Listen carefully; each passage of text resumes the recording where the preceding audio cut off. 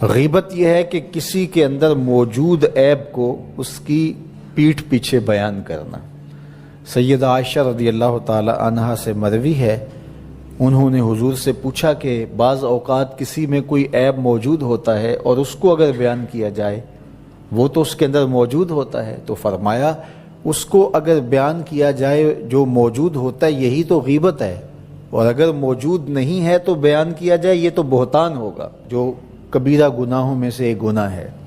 اور کسی کے اندر عیب موجود ہو اور اس کو بیان کرنا اور اس کی شرعی ضرورت نہ ہو۔ آپ کو عدالت میں گواہی دینے کی نوبت نہیں آئی ہے، کسی نے آپ سے نہیں پوچھا کہ میں فلاں کے بیٹے سے رشتہ کرنا چاہتا ہوں تو وہ کیسا ہے، تو یہ مجبوری ہو تو پھر تو بتانا پڑے گا کہ وہ نشے کا عادی ہے، تو اپنی بیٹی کو اس دلدل میں نہ پھینکیں، وہ ایک الگ بات ہے۔ کوئی ضرورت شرعی نہیں تھی، کوئی اخلاقی ضرورت نہیں تھی، تو اس کے بغیر کسی کے عیب کو چھالنا، لوگوں کو اس سے بدظن کرنا، اس سے نفرت دلانا اور خام خواہ اس کی آبرو ریزی کرنا، یہ سخت جرم ہے اور یہ کبیرہ گناہوں میں سے ایک بڑا گناہ ہے۔ اور یہ بات ذہن میں رکھیے گا کہ اگرچہ غیبت عام ہو گئی ہے اور عام ہونے کی وجہ سے اس کو عیب نہیں سمجھا جا رہا، تو اس کا یہ مطلب نہیں ہے کہ یہ عیب نہیں رہا، یہ پھر بھی عیب ہے اور اتنا بڑا گناہ ہے کہ فرمایا گیا الغیبۃ اشد من الزنا، غیبت بدکاری سے بھی بڑا گناہ ہے۔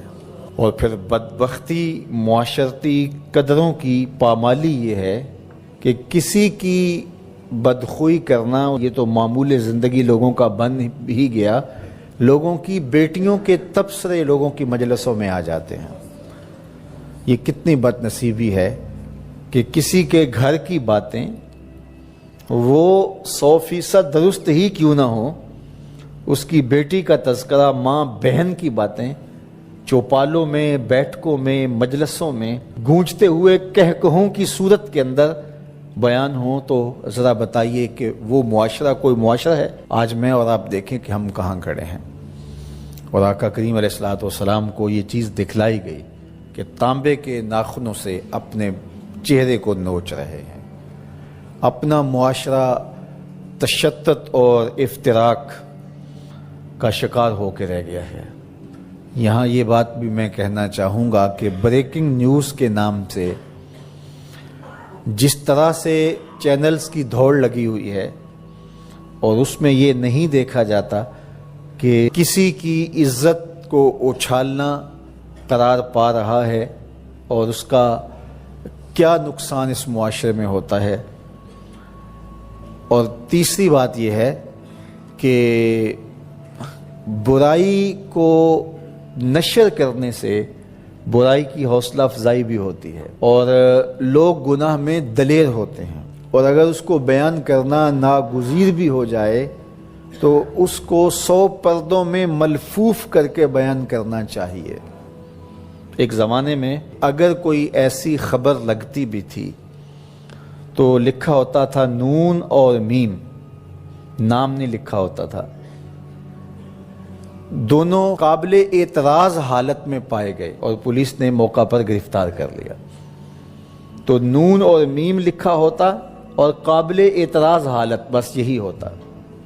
اور اب یہ بریکنگ نیوز کے چکر کے اندر کیمرہ لے کے اندر گھس جاتے ہیں اور قوم کو دکھا رہے ہوتے ہیں، اور ہم اگر میڈیا پہ آئیں اور دیکھیں تو لگتا ہے کہ معاشرے کے اندر برائیاں ہی برائیاں ہیں، اچھائیاں نہیں ہیں۔ تو میں ایک دفعہ ایک میڈیا کے ساتھی سے کہا کہ نیوز ویلیو صرف برائی ہی کی کیوں ہے، نیوز ویلیو اچھائی کی کیوں نہیں ہے؟ اچھائی کو بیان کیا جائے، برائی کو بیان کرنا مقصود بھی ہو تو اس کے لیے ملفوف لفظ ہونے چاہیے۔ آپ سورہ یوسف پڑھ سکتے ہیں، قرآن مجید کا اسلوب دیکھ سکتے ہیں، پوری سورت کے اندر منفی کرداروں کا نام نہیں ہے، چاہے وہ حضرت یوسف علیہ السلام کے بھائی ہوں یا عزیز مصر کی بیوی ہو، ان کا کنایے سے ذکر کیا گیا۔ اور جو مثبت کردار تھے، سورہ یوسف اٹھا کے دیکھیے، بار بار یوسف صدیق کے لفظ آ رہے ہیں، یوسف یوسف کی پکار آ رہی ہے، حضرت یعقوب کا ذکر آ رہا ہے۔ اللہ اکبر۔ تو اچھے کرداروں کو ابھارا جائے اور برے کرداروں کا ذکر کرنا بھی ہو تو ملفوف طریقے سے، تو معاشرے میں صالحیت پیدا ہوتی ہے۔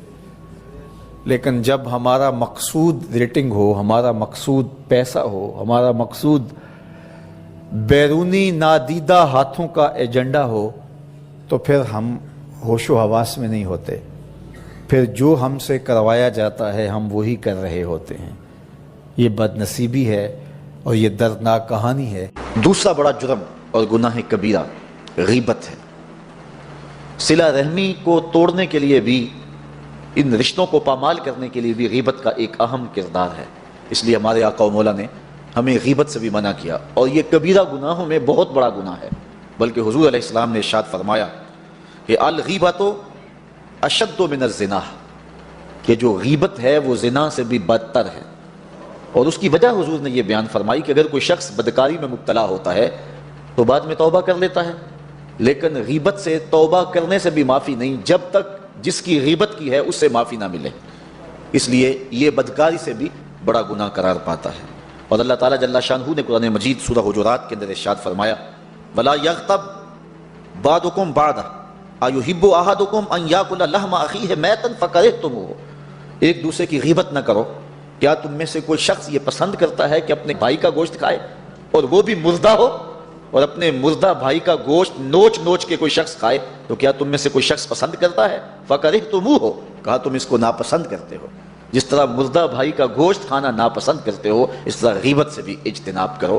گویا یہ اپنے مردہ بھائی کے گوشت کو نوچنے والی بات ہے۔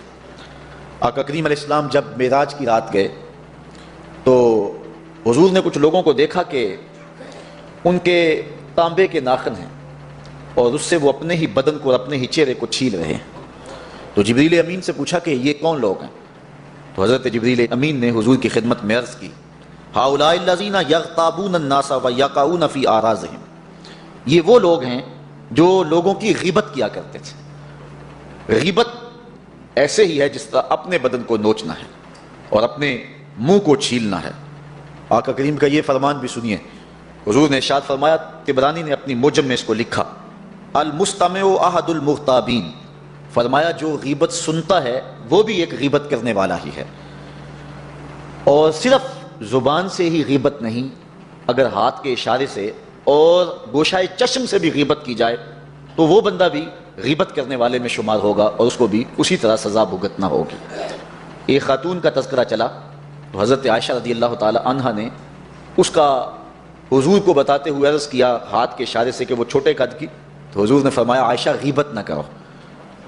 تو عرض کی حضور وہ واقعی چھوٹے قد کی ہے؟ غیبت یہ ہے کہ کسی شخص کے عیب کو جو اس کے اندر موجود ہے اس کے پس پشت بیان کرنا، یہ غیبت ہے۔